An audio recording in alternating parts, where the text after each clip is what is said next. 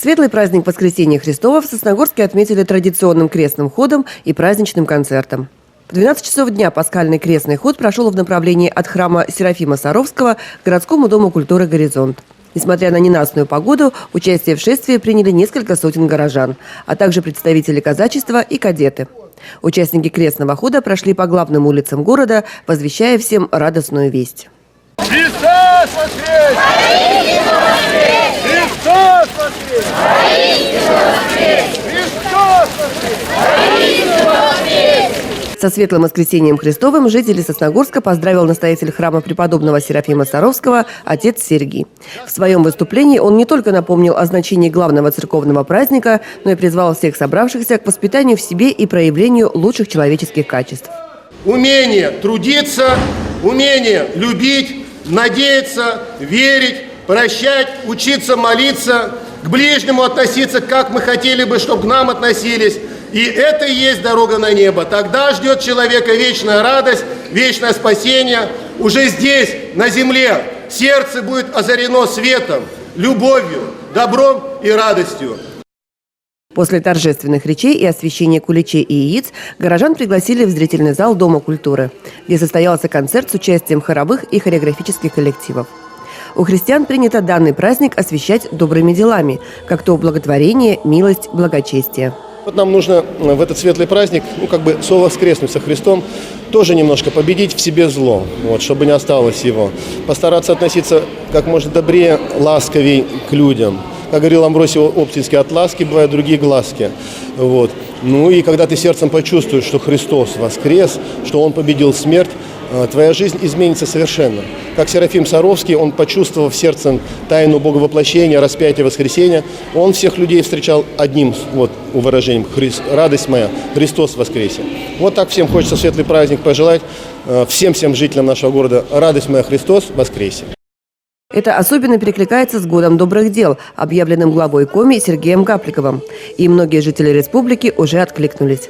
Ведь непреложная истина гласит: добро – это не сотни затраченных тысяч или помощь всему населению земного шара. Помогите тем, кто рядом с вами, и это уже сильно изменит ваш мир.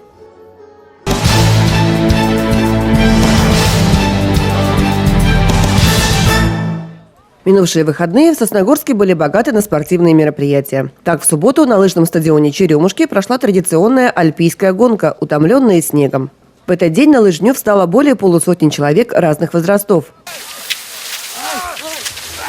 Необычность этого мероприятия заключается в том, что его участники стараются выходить на лыжню, имея на себе минимум одежды. Напомним, традиция проведения гонки принадлежит семье Трубиных. Несколько лет назад они впервые побывали на аналогичном мероприятии в Сыктывкаре. Столичную забаву они привезли на свою малую родину. Победители получили медали, грамоты и сладкие призы. Также был учрежден приз за оригинальность и творческий подход к гонке. В клубе единоборств «Гладиатор» сотрудники одного из градообразующих предприятий сдавали нормы ГТО. В число испытаний вошли подтягивание на перекладине, подъем гири, отжимания, поднимание туловища из положения лежа и наклоны вперед. Все участники, которые сегодня принимают участие в испытаниях, имеют уникальный индивидуальный номер, ID-номер так называемый, зарегистрированы в базе данных ГТО, у каждого есть свой личный кабинет.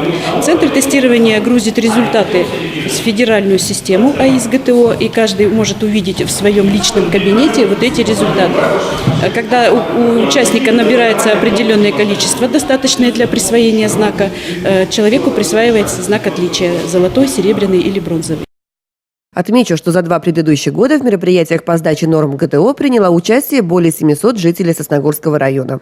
Почти все они уже зарегистрированы в системе Всероссийского физкультурно-спортивного комплекса «Готов к труду и обороне». А в стенах физкультурно-оздоровительного комплекса прошло открытое первенство спортивной школы Сосногорска по тэквондо версии ITF. В этот раз оно было посвящено 31-й годовщине аварии на Чернобыльской АЭС. Среди участников более 50 спортсменов из Ухты и Сосногорска. Победители и призеры были награждены грамотами и медалями.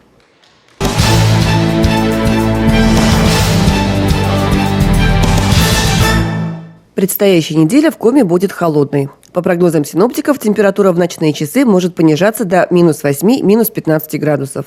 Дневные температуры также будут с отрицательными значениями – от 0 до -5. А в Сосногорске во вторник будет облачно. Ночью -2, днем около 0 градусов. Ветер северо-западный 2 метра в секунду.